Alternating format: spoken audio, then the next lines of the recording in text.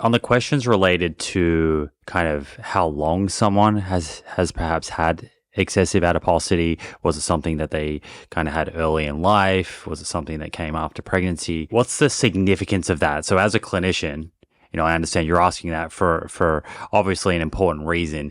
Is understanding when the excessive adiposity sort of came on relevant and important to the treatment?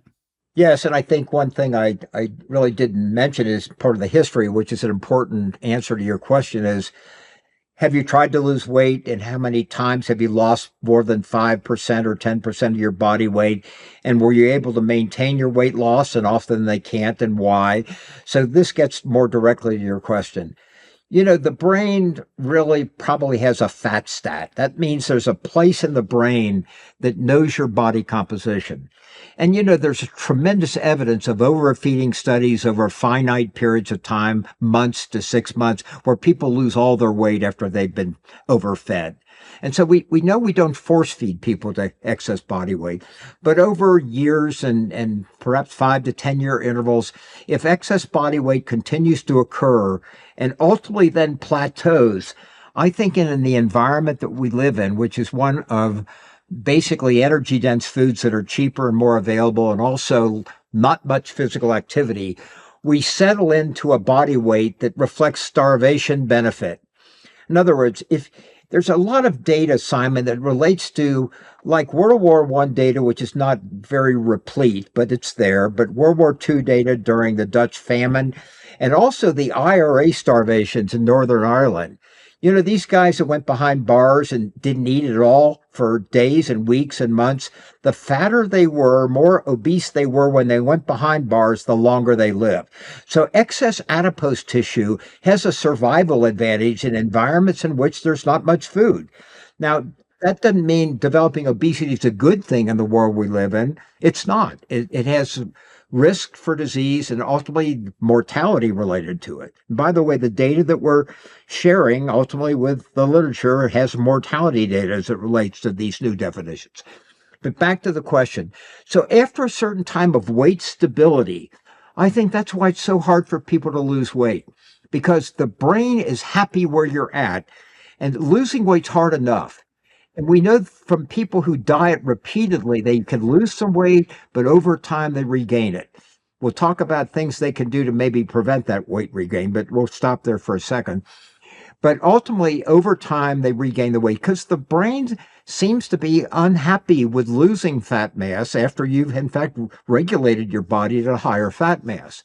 So I think the strategies that relate to how the central nervous system or the brain relates to fatness really deals with this whole starvation mindset in terms of food availability. Right now, in most areas of the world, we don't need to worry about where our next meal's coming from. So ultimately, that's the biology and the physiology of weight maintenance. So people with preclinical obesity have that same physiological phenomenon as people that have clinical obesity. So back to this final comment, I'll give it back to you, is that the National Weight Control Registry looked at people who had lost like 30% of their body weight and maintained their weight for many, many years. And that study really, this is a subjective observational study. This is not a randomized controlled trial. The people that ultimately lost a lot of weight and kept it off for like a decade or longer were people that did two things. They continued to watch their caloric intake. I mean, they weren't as extreme as they were during active weight loss. But the thing they did was really substantially increase their physical activity. They became very, very active. So when I ask a patient, do they want to lose weight? How much do they want to lose? And what do we think is necessary medically to be beneficial? I only concentrate on food intake for the active weight loss period. But after the weight loss, then I really want to emphasize physical activity. And Simon, just final comment, I said that once before, but I think when you mix too much physical activity with too little food intake, you have too much behavioral change all at once in the clinic. So I think working on the food intake is a predominant way through lifestyle to get people to lose weight and then get them more active in an attempt to help maintain that weight. I think your point on the fact that having excessive adiposity offered a kind of survival benefit, evolutionary advantage in environments that were very different to today.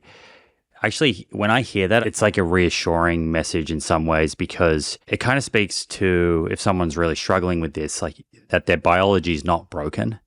There's more of just a mismatch between that person, their genes, and the environment that they live in. Yeah, that's very true. And I think the whole genetic and environmental influences are debated left and right. There's no question genetics play a role, but other than rare recessive mutations where you get a gene hit from both parents, both mom and dad, which occur in childhood, the genes that relate to excess body fat are like multiple, like hundreds and hundreds of genes that have a modest effect.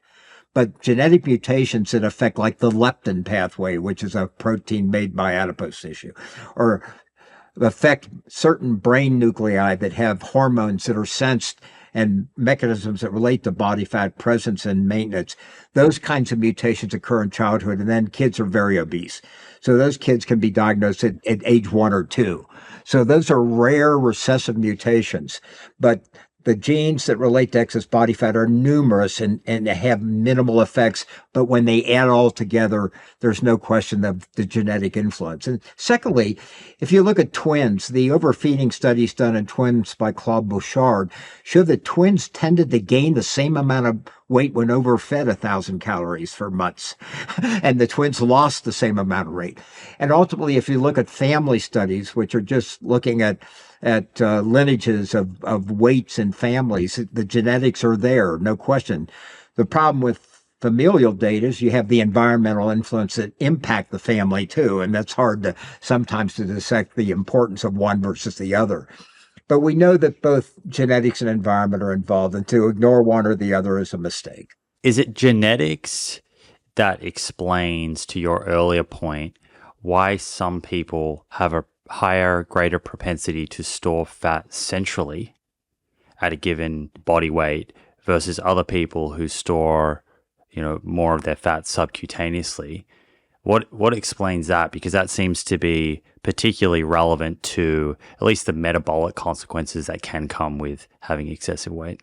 Yeah, that's true. There are a genetic plethora of genes that relate to excess body fat. Some relate to body fat distribution. But we can't identify a single gene that says you're going to get more obese centrally. We know hormones play an important influence here. So ultimately, the best demonstrations in women postmenopausal where their estrogen levels fall and they have more androgen dependency or male hormone dependency. Men don't distribute their excess body fat in the pelvis very often. Occasionally, I'll see a man who comes to the clinic with pelvic adiposity excess, but that's an unusual phenotype. But it makes me ask additional questions as to why the body fat distribution is there. So the central adiposity is clearly why waist circumference is one of the criteria we are assessing, the presence of excess body weight to begin with, and may make us more clued into the fact that people with that distribution may be at greater risk for all the cardiometabolic complications of obesity. Now, we know that insulin resistance with central body fat is a major player here. And I don't know how much detail you want to go into here, but I think we can outline multiple illnesses related to obesity that we call clinical obesity that are related to insulin resistance. If you've been listening to me or some of my guests talk about the gut microbiome, you'll know that it thrives on very specific types of fiber and polyphenols and resistant starch, many of which the average person falls short on, despite the very best of intentions. That's why Dr. Will Bolsowitz and I founded 38 Terra, a gut health company where science meets supplementation. An independently conducted 15-day MSHIME study found that our first product, Daily Microbiome Nutrition, or DMN for short, significantly increased short-chain fatty acid production and encouraged the growth of beneficial microbes linked to better gut and metabolic health. It's a simple daily scoop that you can add to water or your smoothie. No sugar, no fillers, just clinically backed ingredients that make your gut bugs happy. So if you want to support your microbiome in a meaningful, science-backed way, check out 38terra.com and use the code THEPROOF to save 20% off your first order.